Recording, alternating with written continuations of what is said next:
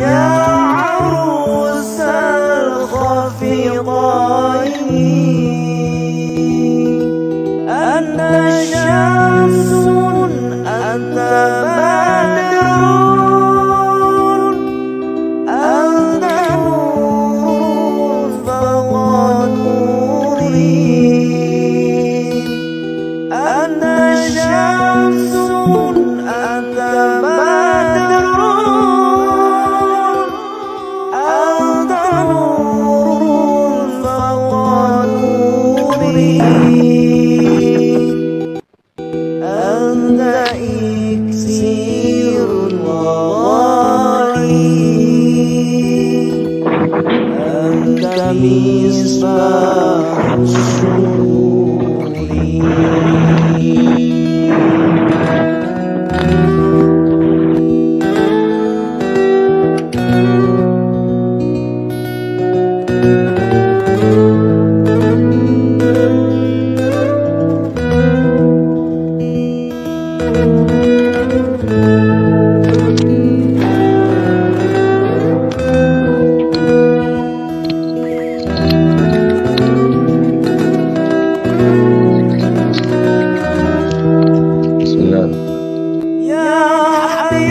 Assalamualaikum warahmatullahi wabarakatuh. Alhamdulillah rabbil alamin wassalatu wassalamu ala rasulil amin wa alihi wa sahbihi man nasarahu wa tabi'ahu wa walahu ila yaumiddin. Rabbi shrah li sadri wa yassir li amri wahlul 'uqdatam min lisani yafqahu qawli. Kaum muslimin rahimakumullah. Insyaallah kita sambung pengajian Al-Quran dan tadabburnya pada muka surat 152. 152 Surah Al-A'raf ayat 19. Dari ayat 19 ila hadrati Sayyidina Muhammad sallallahu alaihi wasallam. Al-Fatihah. A'udzu billahi minasy syaithanir rajim. Bismillahirrahmanirrahim. Alhamdulillahi rabbil alamin arrahmanir rahim maliki yaumiddin iyyaka na'budu wa iyyaka nasta'in ihdinas siratal mustaqim siratal ladzina an'amta 'alaihim ghairil maghdubi 'alaihim waladdallin amin. Bismillahirrahmanirrahim. وَيَا آدَمُ اسْكُنْ أَنْتَ وَزَوْجُكَ الْجَنَّةَ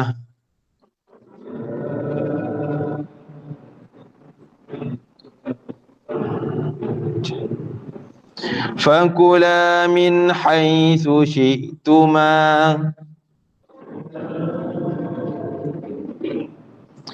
وَلَا تَقْرَبَا هَذِهِ الشَّجَرَةَ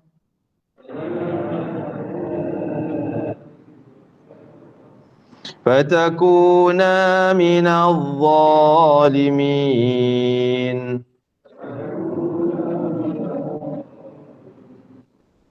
فَوَسْوَسَ لَهُمَا الشَّيْطَانُ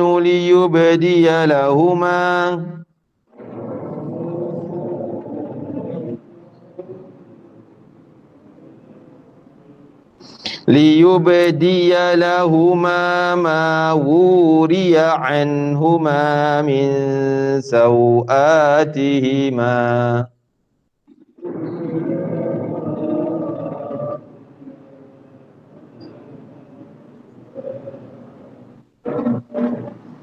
وقال ما نهاكما ربكما عن هذه الشجرة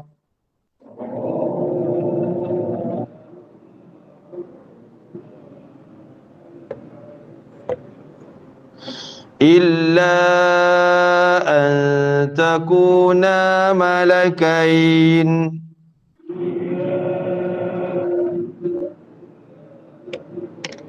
أو تكونا من الخالدين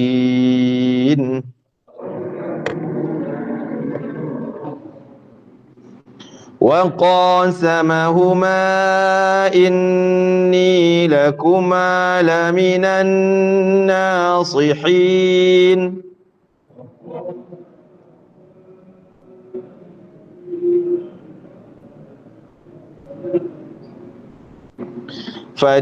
فدلاهما بغرور فلما ذاقا الشجرة بدت لهما سوآتهما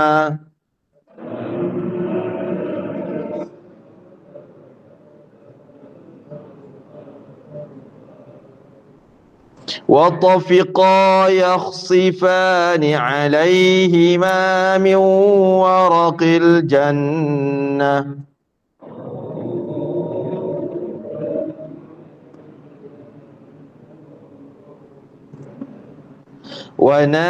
وناداهما ربهما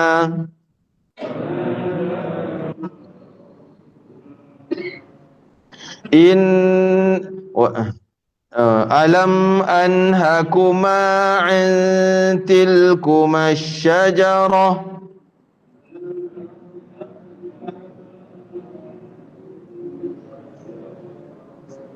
وأقل لكما إن الشيطان لكما عدو مبين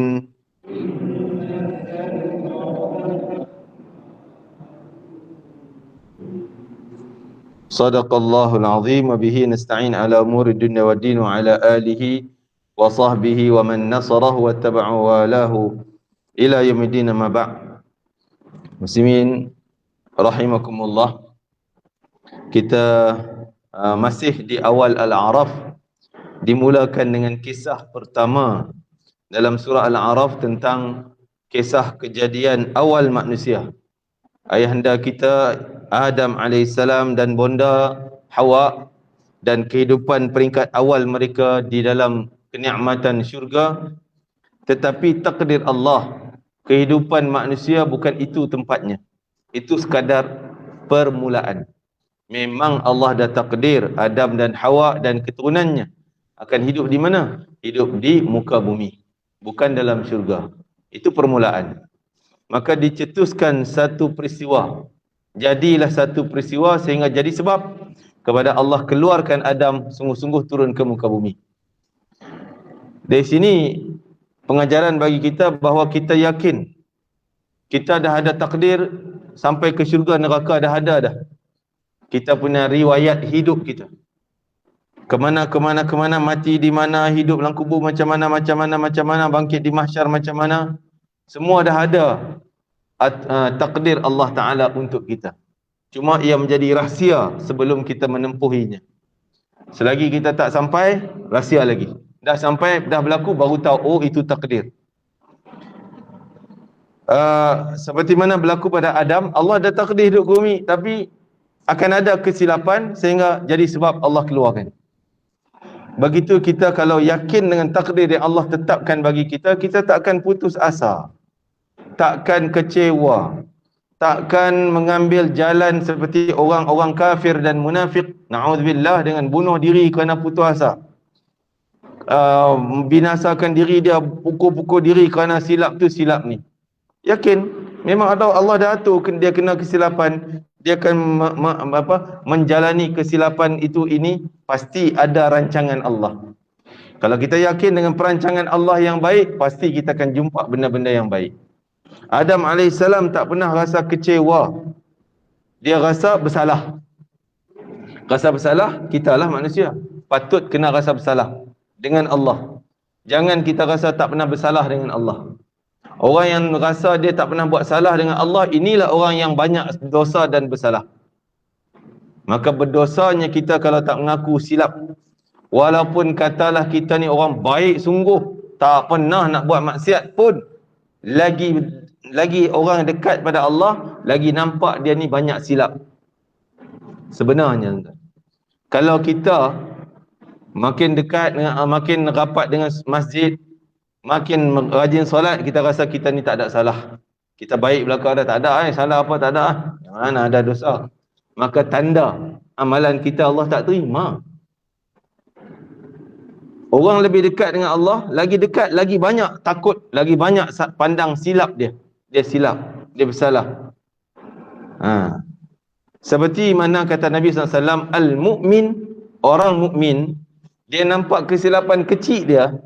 Orang, pada kesilapan tu kesilapan kecil. Tapi pada dia nampak itu adalah gunung besar macam nak hempak di kepala dia. Punya takut dengan kesilapan. Mungkin kesilapan tu pada syariat Islam adalah kesilapan kecil-kecil. Kesilapan yang kecil. Dosa yang kecil. Tapi tak dosa kecil pun dia takut semacam. Gementar, bimbang, bertaubat pada Allah, menangis-nangis nak minta ampun tu. Kan? Ini orang mukmin. Lagi dekat, lagi nampak yang kecil itu besar, beban, berat, bahaya. Tapi orang munafik, kata Nabi, dia nampak dosa yang banyak dia buat, malah dia tak ingat pun dosa dia. Dia tak tahu, rasa macam tak ada pun dosa dia. Rasa tak pernah buat. Rasa macam dosa besar mana tu macam lalatnya. Apa masalah lalat kat hidung? Gitu je lari lalat. Tak rasa masalah. Tak rasa beban. Tak rasa bahayanya. Ini hati munafik. Maka hati-hati dengan kita. Maka Nabi Adam AS, dia tak kecewa, tapi dia rasa bersalah. Dia rasa bersalah, sebab tu dia bertaubat dalam ayat yang akan datang kita baca. Ini masih kisah dia. Ya Adam uskun anta wa zawjukal jannah. Maka peringkat awal Allah beritahu pada Adam, wahai Adam, kamu duduklah engkau dengan isteri engkau dalam syurga ini. Fakula min haitsu syi'tuma. Makalah apa yang kamu nak makan. Dalam syurga ni tak ada haramnya. Silakan apa nak makan. Tapi satu benda larangan Allah. Ini ujian. Pasti di mana pun ada ujian. Allah uji Adam. Semua boleh, tapi satu ni jangan. Wala taqraba hadhihi syajarah. Jangan kamu dekati pokok ni. Tak tahu nama apa pokok tu, tapi senang ahli tafsir sebut pokok khuldi. Sebab apa disebut khuldi? Khuldi tu makna kekal. Sebab nanti disebutkan apa ni, syaitan sebut pokok tu pokok kekal. Maka itu jelah yang nama pernah disebut tentang pokok tu. Lain pada nama tu tak tahu. Kan? Syajaratul, pokok tersebut kau jangan makan, jangan dekati, jangan pergi dekat dengan pokok tu. Fatakuna minadh zalimin. Kalau kamu pergi juga kat pokok tu, kamu jadi orang zalim, masuk orang bersalah. Kamu jadi orang yang bersalah dan buat kezaliman, iaitu melanggar perintah Allah Ta'ala. Allah larang jangan pergi, kau pergi juga, berarti kau dah buat satu kezaliman, satu jenayah, satu dosa.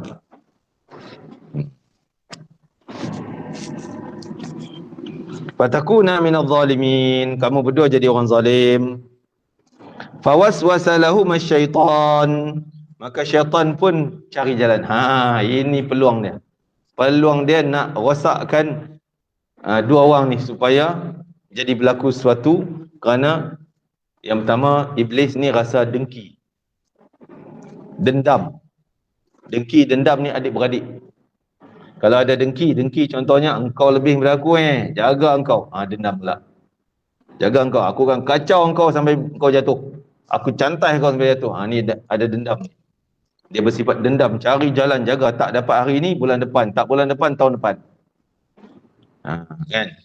Seperti orang-orang kadang-kadang dalam pemilihan lah, jawatan lah, apa, mesti selalunya akan, kerana dia cinta pada dunia dia, cinta pada jawatan itu adalah dunia, maka dia akan dengki dan dendam. Oh, engkau dapat, aku tak dapat, biar kedua-dua kita tak dapat. Kan? Cari jalan biar cantai, engkau tak dapat, aku pun tak dapat, senang. Bila ada dengki, akan datang dendam. Hiqid, hasad dan al-hiqdu. Hasad tu dengki, walau dengki ni timbul hati je. Kau dapat lebih daripada aku, kau naik jawatan ni, aku tak naik pun. Orang tak pilih kau, pilih kau. Itu hasad. Dan tindakannya adalah dendam. Kedua-dua ni membinasakan amal, merosakkan amalan. Dan bila itu sebenarnya terbina dua sifat tadi, dengki dengan orang tu, hasad dengan orang tu, terbina di atas sifat-sifat lain yang dah ada dah. Benih-benih tu dah ada. Apa dia? Takabur, rasa dia betul belakang. Kan? Ujub, rasa dia baik. Tak patut dia ni, patut aku lagi disanjung. Jadi dah ada sifat buruk sehingga kemuncaknya sampai hasad dan dengki, dendam. Itulah syaitan, dia berdendam, maka dia bersumpah dah, aku akan kacau engkau Adam, jaga. Tak engkau, anak cucu engkau, semua zuriat engkau, semua aku akan kacau. Ayat sebelum kita baca dah. Fawaswasalahum syaitan. Syaitan pun mulalah dia punya gerak kerja dia, kejahatan perancangan jahat dia. Dia mewaswaskan kepada dua orang ni, Adam dan Hawa. Liyubdiyalahuma, untuk menyerlahkan, untuk mendedahkan aurat mereka berdua. Ma wuriya anhuma min sawatihima, apa yang tertutup daripada aurat, biar dia telanjang, biar dia cari jalan biar. Jadi Iblis cari jalan nak bagi Adam ni tercabut semua keistimewaan syurga, pakaiannya, tempat tinggalnya, nak telanjangkan semua. Sama kerja Iblis kepada manusia sekarang-sekarang ni, aku telanjangkan kau nanti, kan? Aku akan telanjang, maksudnya malukan engkau, berdedah aib ni, bawa video tu, buat perancangan begini begitu. Na'udzubillah, ini kerja-kerja Iblis belakang ni. Kerja Iblis, kan? Jadi orang yang mendedah aib orang lain, kita dah sebut hari tu, mendedah aib orang lain, ini satu dosa. Walaupun keaiban tu, aib ni benda yang malukan tuan dia, walaupun dia betul-betul berlaku, dia buat sungguh, kita pergi cerita kat orang, kita kata aku tak buat fitnah, aku cerita betul-betul dia berlaku ni, betul-betul, memang kita nampak, kita dapat rakam. Ya, walaupun benda betul, menyebarkan aib dia yang betul-betul berlaku pun, itu dosa besar. Kalau menyebarkan benda yang tak betul, itu 2 kali ganda dosa. Satu, mengaibkan dia, menyebarkan benda maruah dia, malukan. Yang kedua, kita fitnah, itu cerita tak betul. Kalau cerita betul, dosa juga, tak ada pahalanya. Sebab tu kes-kes yang berlaku ni, penceramah ni dedahkan penceramah tu, pendakwah kononnya kawan ni bongkarkan kisah kawan tu, ini tak ada langsung pahalanya, tak ada langsung kebaikan. Tak, saya nak mencegah kemungkaran kononnya. Sebab dia buat benda mungkar ni benda betul, bukan saya fitnah. Ya, walaupun cerita betul, walaupun konon nak mencegah mungkar, bukan mencegah mungkar, tapi sebenarnya menyebarkan kemungkaran. Kerja kau duk korek orang punya aib, itu sebenarnya menyebar kemungkaran, bukan mencegah. Tak, kalau tidak dia tak stop. Bukan itu cara. Kalau kau nak stop dia punya mungkar, bukan itu caranya. Caranya adalah bagi pada pihak yang berkuasa siasat. Itu perintah Allah Ta'ala dalam Al-Quran. Mungkin sebut aku hal tu, apalah kita ulang sekali lagi. Tak boleh. Walaupun kita sebar hanya dengan mulut, aku dengar member kita tu, hang tak tahu ke? Hang tak tahu ke cerita dia? Aku tak tahu pun. Ni aku nak bagi tahu hang tadi. Kan? Selalunya macam itulah, mulut ke mulut.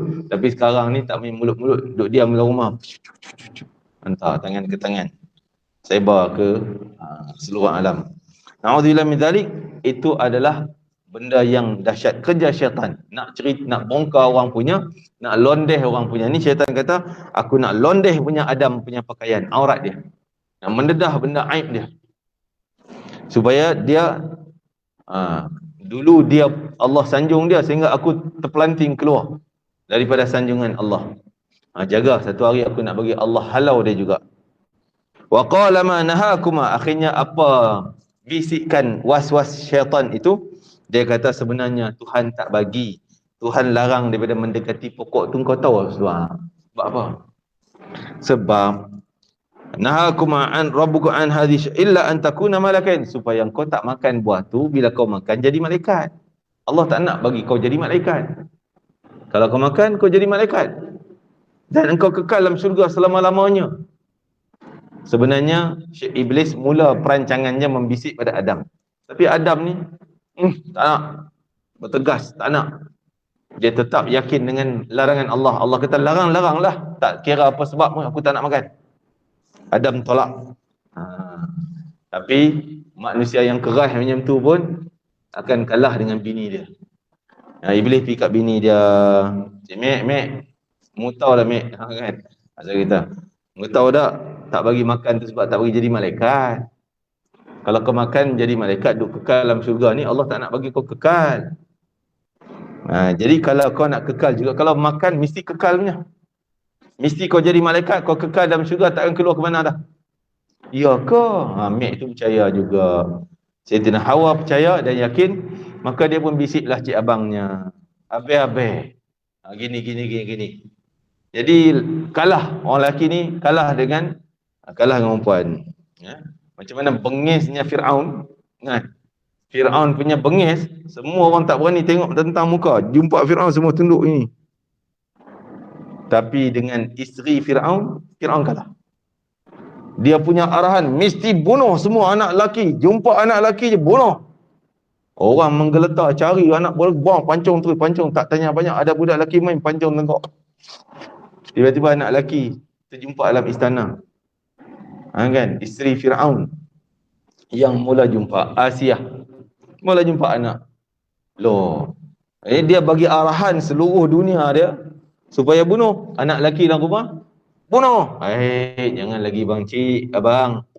Abang jangan bunuh dia, kesian kat dia, mungkin ni anak kita jadi baik. Pujuk isteri Asiyah ni pujuk pada Firaun. Akhirnya Firaun kalah dengan pujukan wanita. Biarlah, okeylah, tak apalah, ambil je lah. Padahal dia punya arahan tu suruh bunuh semua. Tapi yang masuk dalam istana dia selamat pula. Begitu nak sebutnya syaitan ni banyak. Kadang-kadang ada hadis yang Nabi sebut, kebanyakan lelaki di akhir zaman akan terbawa ke jalan neraka disebabkan isterinya. Disebabkan isteri. Kita berkeras, tak nak ni time semayang, aku nak semayang, jangan duk ajak pergi pasar. Alah bang, lama tak pergi ni, tak apa lagi semayang kat sana lah, surau sana. Okeylah, kan? Kali-kali kalah juga.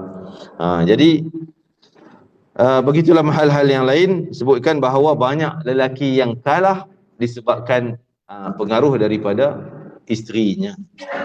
Di akhir zaman kata Nabi sallallahu alaihi wasallam, wa qasamahuma, sampai dia bersumpah. Sampai dia sumpah, iblis sumpah pada isterinya. Demi Allah dia kata, "Inni lakuma minan nasihin." Aku cakap ni bukan nak bagi kamu rosak, aku nak bagi nasihat.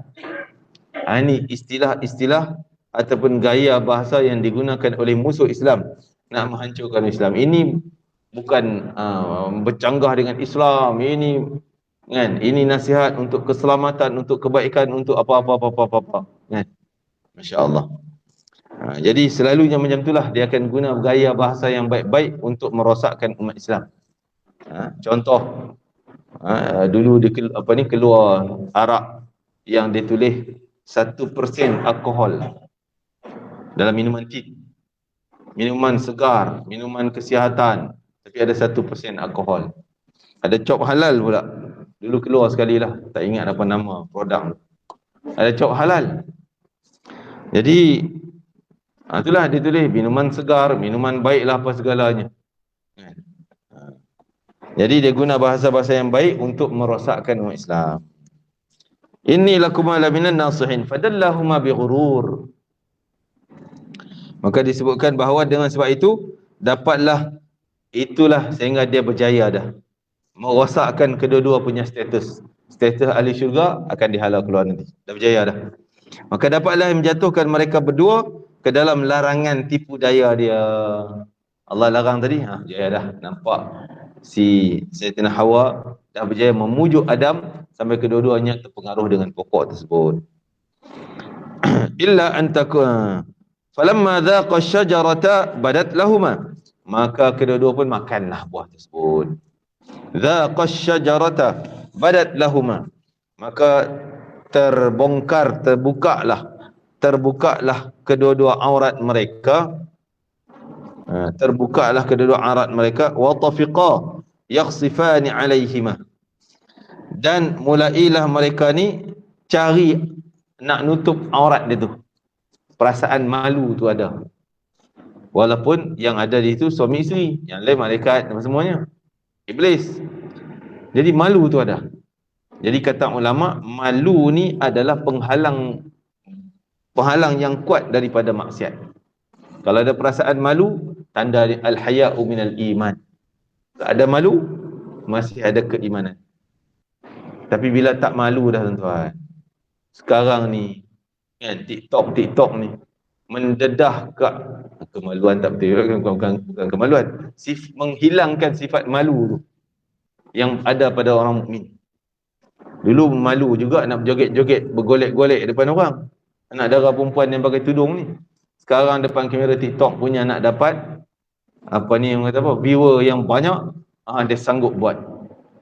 Ini menghakis sifat malu yang ada pada orang iman. Jangan sekali-kali. Al-haya'u minal iman, kata Nabi. Dan haya' itu, sifat malu itu penghalang bagi segala benda yang buruk. Jadi kadang-kadang kita duk mendedah, jangan malu. Dedahkan anak, janganlah malu, pergilah, jangan malulah buat ni. Kadang-kadang tak ubah nak betul juga. Kita mula mendidik mereka supaya hilang perasaan malu. Kan? Jangan. Malu itu biar ada. Biar orang beriman ni terlapik ada bajunya, iaitu baju ni maksud baju sifat yang menghalang daripada benda tak baik, ada sifat malu. Jadi kedua Nabi Adam AS merasa malu dan capai daun-daun yang ada tu untuk tutup kemaluan mereka. Wa tafiqa yakhsifani alaihima min waraqil jannah. Berduanya cabut daun-daun tadi ni daripada syurga untuk menutup kemaluan mereka.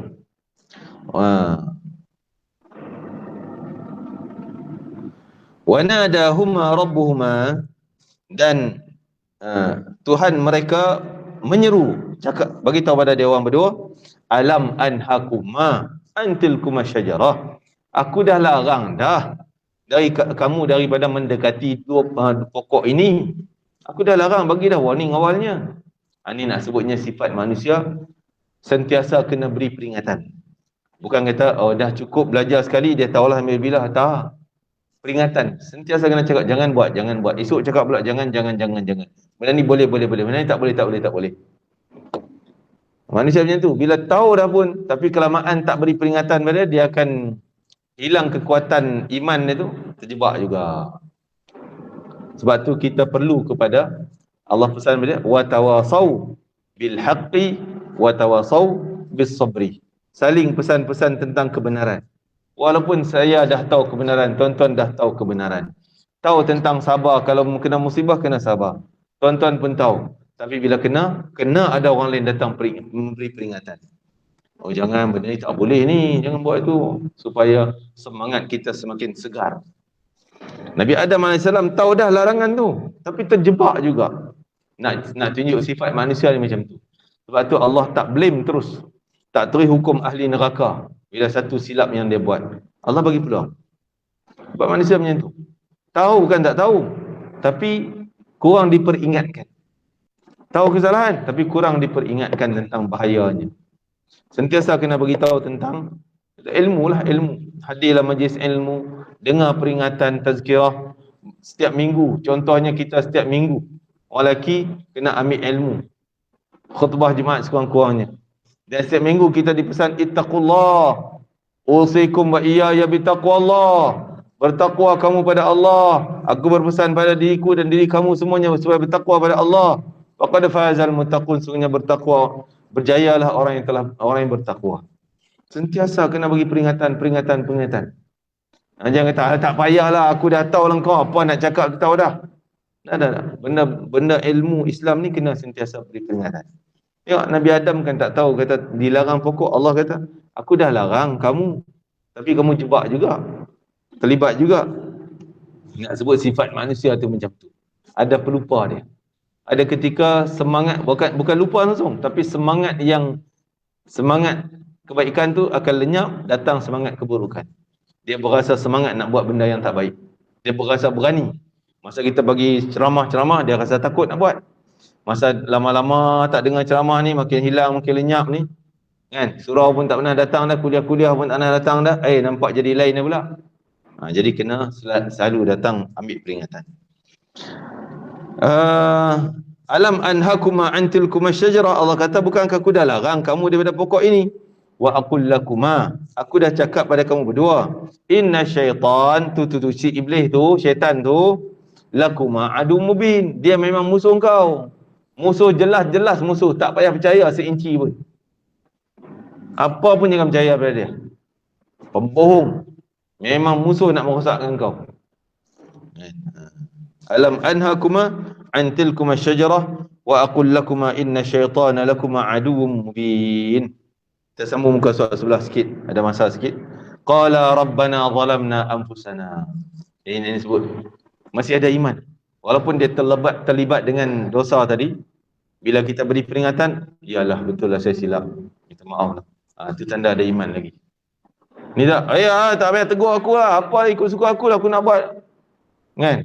Aku nak buat aku punya pasal lah, kubur masing-masing. Kan? Ini iman dah tercabut tuan-tuan. Macam mana kita buka baju sangkut, baju kita buang, buka di badan, macam tu lah terkeluar dari iman. Kalau berani cakap macam tu. Hati-hati. Tegur, pam. Betul lah saya tersilap. Saya minta maaf lah Allah, menyesal. Tanda kekuatan iman tu masih ada. Ini yang berlaku pada Adam AS bila Allah tegur, aku dah larang, dah cakap dia ni musuh. Kalau kau dengar cakap dia, qala rabbana, maka berdua kata, ya Tuhan kami, zalamna anfusana, kami memang silap, telah menzalimi diri kami sendiri, buat silap pada diri kami, buat zalim pada diri kami, mengaku silap. Ini orang mukmin. Yang kita sebut tadi, orang mukmin, benda kecil pun dia rasa beban besar. Dosa silap dia sikitnya pun, sikit tu dari sudut pandangan syariat Islam, tapi bila terlibat, dia rasa bersalah, malu, menyesal. Kan? Minta taubat daripada Allah, minta ampun. Ini orang mukmin. Orang munafik, dah buat banyak mana pun, dia rasa macam lalat kat hidup, sikit punya hal. Rabbana. Jadi nak ikut kesalahan Adam ni, dia walaupun dia langgar perintah Allah, kan, langgar perintah Allah, tapi baru sekali, baru satu kesilapan. Jadi nampak masih kecil pada pandangan Allah, cuma Allah dah takdir dia ni akan turun ke sana, hidup dia bukan kekal dalam syurga. Maka Allah jadikan itu sebab supaya nak squeeze dia, nak keluarkan dia daripada syurga untuk masuk ke dunia, turun ke dunia. Rabbana zalamna, ya kami silap, kami mengaku silap diri sendiri. Wa illam taghfir lana, kalaulah engkau masih tak nak beri keampunan kepada kami ya Allah atas silap kami ini, wa tarhamna, dan masih tak nak beri rahmat engkau pada kami ya Allah, la nakunanna minal khasirin, sudah pasti kami jadi orang yang rugi seruginya, orang yang akan ditimpa bencana. Kesianlah kami ya Allah. Ini bahasa rayuan, doa yang sangat penting untuk kita jadikan bacaan amalan kita. Memang kita boleh hafal kot. Rabbana zalamna anfusana wa illam taghfir lana wa tarhamna lanakunanna minal khasirin, doa Nabi Adam AS. Maka dikatakan setelah itu Allah keluarkan mereka daripada syurga dan turun ke muka bumi. Turunkan ke muka bumi. Itu yang disebut oleh Nabi Muhammad SAW bila dia bertemu dengan Adam. Adam rasa jealous, cemburu dengan umat Nabi Muhammad yang sangat istimewa. Umat Nabi Muhammad buat banyak-banyak silap, dosa, Allah masih bagi peluang hidup, makan, semua dapat makan. Adam sekali satu dosa aja tak dapat makan dah. Satu dosa, cabut langsung baju dia, telanjang terus, Allah telanjangkan. Satu silap, Allah halau daripada syurga. Tapi umat Nabi Muhammad buat dosa banyak, baju tak tercabut pun. Baju tetap. Ni hadis ni, keistimewaan umat Nabi Muhammad SAW. Nabi Adam kata, aku buat satu silap, Allah buka baju aku. Satu silap, Allah halau aku daripada syurga. Nak masuk pula 1000 tahun pula nak lipat masuk syurga. Kan? Lepas tu satu silapnya, Allah murka pada aku sehingga nak dapat balik taubat daripada Allah, makan masa berpuluh tahun baru nak dapat taubat. Tapi umat Nabi Muhammad, walaupun dosa banyak, sekali taubat, Allah terus bagi taubat. Allah terus ampun, tak tangguh. Kalau betul-betul kena pada syarat-syarat taubatnya, ikhlas taubatnya, Allah terus ampun. Hebat keistimewaan umat Nabi Muhammad. Walaupun dia buat dosa dalam keadaan telanjang, tapi masih ada peluang untuk dapat pakaian, pakai juga. Boleh tutup auratnya. Walaupun dia terlibat dengan dosa, di mana kata tempat, dia boleh bertaubat di mana-mana saja dan Allah terima. Aku, kata Adam, aku bertaubat dan aku berjalan beratus-ratus jauh tempat. Nabi Adam dikatakan, walaupun ini benda qil, benda yang tak pas, bukan sahih, benda yang qaul muhtamad, tidak, tapi dikatakan turunnya di Sri Lanka, tempat turunnya itu, walaupun kita tak kisahlah kata qaul, kata turun balik pulang. Tapi dia berjalan sampai ke Mekah baru dapat jawapan taubat daripada Allah. Punya jauh. Kita tak payah tunggu Mekah nak taubat. Taubat di mana? Di surau ni boleh, di rumah kita boleh, kat mana pun boleh. Ya. Istimewanya. Umat-umat lain yang tak ada istimewa macam kita, seperti umat Nabi Musa dan Nabi-Nabi Bani Israel yang lain, umat mereka kalau buat satu dosa, mesti bunuh diri baru terima taubat. Cara Allah nak terima taubat, mesti bunuh diri. Mesti dibunuhlah, hukum bunuh. Sama ada dia bunuh diri ataupun orang bunuh dia. Dihukum bunuh. Baru diterima taubatnya. Seperti kisah Nabi Musa AS membunuh kaum-kaum dia yang terpengaruh dengan Musa Samiri ajak sembah berhala. Nabi Musa turun daripada gunung Tur Saina, bawa kitab Taurat, tengok-tengok masyarakat dia sebahagiannya dah sembah patung berhala. Siapa pula ajar? Musa Samiri ajar. Dia yang mengajar supaya sembah berhala ni. Maka Nabi Musa hukum, Allah perintah, bunuh mereka. Bunuh. Tapi orang yang nak bunuh tu tak sanggup nak bunuh, tak berani nak bunuh. Tak sanggup. Maka Allah kata tak apa. Kumpulkan orang yang bersalah di depan, orang yang tak bersalah duduk belakang, seorang-seorang. Seorang yang bersalah, belakangnya orang yang tak terlibat duduk belakang, berdiri belakang. Yang dia orang duduk melutut. Pegang pedang macam ni. Tak sanggup nak pancung nanti dulu. Allah datang gelap nanti. Awan gelap sehingga tak nampak apa. Kamu hawinglah ataupun tetaklah. Kena kepada mereka dan mati. Jadi tak sanggup nak tengok dengan mata berdarah terpancut tu. Jadi Allah datang gelap bagi tak nampak. Bila dah selesai semua dah pum pancung macam tu, barulah datang awak cerah balik. Akhirnya baru nampak dah mati. Menangis, orang yang membunuh tu menangis. Sebab orang yang membunuh ni orang baik-baik. Dia orang Nabi Musa suruh melaksanakan hukum bunuh kepada penjenayah yang sembah berhala. Kerana Allah nak terima taubat mereka, mesti dibunuh. Syariat dulu. Tapi kita, syariat Muhammad ringan sungguh. Masih dengan taubat sekadar mulut, sekadar menyesal dengan mengalir air mata dan sujud kepada Allah Azza wa Jalla, maka taubat terima. Tak payah nak bunuh diri, tak payah nak hukum bunuh dengan kesalahan-kesalahan tertentu. Wa illam taghfir lana wa tarhamna lanakunanna minal khasirin. Kalau kau tak ampun ya Allah, ini bahasa kita. Ya Allah, aku silap. Walaupun kita rasa tak berlaku silap, tapi jangan tak mengaku silap. Kena mengaku silap. Sebab tu kita sebut tadi, orang beriman lagi dia dekat dengan Allah, lagi rasa dia banyak dosa. Lagi dia rasa segannya, malunya dengan Allah. Sehingga disebut para ulama ni selama 40 tahun kepala dia tak pernah dongak ke langit. Ada macam tu. Kita pun heran, apa peliknya? Apa saya tak nak dongak pula? Dia kata aku dosa besar, aku dosa banyak, aku salah banyak, aku tak mau, malu nak angkat kepala kepada Allah Ta'ala. Itu dia rasa takut dia tu. Tanda dia dah dekat dengan Allah, lagi takut dia. Dia lagi gerun. Dan Imam Ali Zainal Abidin, siapa dia? Anak Sayyidina Husain radhiyallahu anhum ajma'in. Dia bila dengar azannya menggeletar. Allahu Akbar, dah mula nak pingsan. Pucat muka. Jalan tak boleh dah. Lepas tu nak ambil wuduk. Bila nak pergi ambil wuduk, sentuh air, muka pucat. Ada ketika dia pingsan. Orang heran, apa sebab ni? Nak pergi semayang, patut happy ya. Kita pergi semayang, Alhamdulillah, semayang seronok, pergi jumpa jalan, ada peluang kita semayang. Dia nak pergi semayang, pingsan-pingsan. Ambil wuduk, jatuh, pingsan. Azan, dengar je azan, menggeletar tu badannya. Jatuh pingsan. Dia kata, engkau tahu, aku nak menghadap siapa yang panggil aku? Itu panggilan Allah. Perasaan dia tu seolah Allah sendiri yang panggil datang, dan nak bertemu dengan Allah tu bukan satu benda yang ringan bagi dia. Merasa beban. Kita tak boleh nak buat macam tu. Jangan buat-buat. Jangan kata, oh saya pun nak tiru macam Ali Zamidin, ambil wuduk berdepan macam tu. Kan? Ini nahas tuan, tak boleh. Tapi dia bukan buat-buat, tapi sungguh-sungguh. Benda yang benar-benar berlaku. Malah dia punya takut sehingga dia, orang tak tahu sedekah dia. Dia takut sedekah dia ni tak ikhlas. Dan sebolehnya dia tak nak bagi tahu pada siapa pun. Malah isteri dia, dulu zaman dulu ada hamba sahaya. Hamba dia pun tak tahu dia buat sedekah. Setiap malam, tengah-tengah malam, orang dah tidur tengah malam pukul 2 pagi, dia akan pergi ke rumah, letak tepung, letak kurma, letak daging, letak. Orang miskin buka pintu, dah ada makanan. Tak tahu siapa yang bagi. Selama beberapa tahun dia berada di Madinah.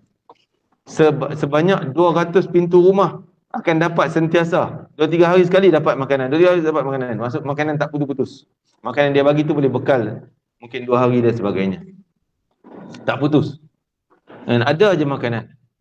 Tapi orang tak tahu siapa yang bagi. Dia tak tahu. Sehingga hari dia wafat, dia meninggal dunia. Pada tahun dia meninggal dunia, dah malam besok dah tak ada dah. Tengok, tak ada makanan. Baru tahu si jenazah itulah Imam Ali Zainal Abidin, itulah orang yang bagi makan kat kita. Baru tahu dah meninggal, baru tahu. Kenapa? Sehingga isterinya pun tak tahu dari mana dia dapat, ke mana dia bawa. Dan orang kanan hamba saya pun tak tahu. Begitu mereka takut amalan mereka ni tak diterima oleh Allah Ta'ala. Lagi dekat, lagi banyak takut. Begitu Nabi Adam AS, walaupun satu salahnya, walaupun kesalahan tu Allah sengaja buat menjadi sebab dia keluar daripada tu, nak pergi kepada takdirnya, itu hidup di muka bumi, pun dia rasa bersalah. Zalamna anfusana, kami silap ya Allah, kami buat zalim ya Allah. Wa illam taghfir, kalaulah engkau tak ampun dosa kami ya Allah, kalaulah engkau tak kesian kat kami, rahmat kami, nescaya kami jadi orang yang binasa, orang yang rugi, khasirin. Tolonglah ya Allah, terima amalan ibadah kami, ampunlah dosa kami. Tuan-tuan, patut kita berbahasa dengan Allah demikian, mengaku ya Allah aku silap, banyak dosa ya Allah. Dosa akulah antara manusia yang paling banyak dosa akulah. Mengaku macam tu dan mintalah ampun ya Allah dengan belas kesianmu ya Allah. Tolonglah rahmati kami, berilah keampunan. Berbahasa-bahasa indah dengan Allah Azza wa Jalla. Mudah-mudahan kita mengambil iktibar daripada kisah daripada Nabi Adam AS ini akan menjadi panduan dalam perjalanan hidup kita, tuan-tuan. Sentiasa bertaubat atas silap, walaupun silap tu memang kita yang buat ataupun tak sengaja kita buat, tetap kita mengaku silap. Walaupun berlaku suatu yang nampak punca kesilapan, kita rasa itu punca kita punya, punca aku lah tu jadi itu. Tanda kita merendah diri dengan Allah Ta'ala, takut dengan Allah Ta'ala. Itu adalah sifat-sifat hati orang yang saleh, orang yang dekat diri dengan Allah Azza wa Jalla. Wallahu ta'ala alam. Sekali itu, insyaAllah kita akan sambung pada ayat seterusnya akan datang. Rabbana taqabbal minna innaka antas samiul alim wa tub alaina innaka antat tawwabur rahim waqtim bil husna wa anta radin 'anna fi khairin wa lutfin wa 'afiyatin bi rahmatika ya arhamar rahimin. Allahumma tawaffana muslimin haqqana bis salihin. Allahumma rizqna ash-shahadata fi sabilika ya rabbal alamin. Rabbana atina fid dunya hasanah fil akhirati hasanah wa qina adzaban nar. Wa sallallahu ala sayyidina Muhammadin wa ala alihi wa sahbihi wasallam. Walhamdulillahi rabbil alamin. Taqabbalallahu minkum innakum taqabbal ya karim. Assalamualaikum.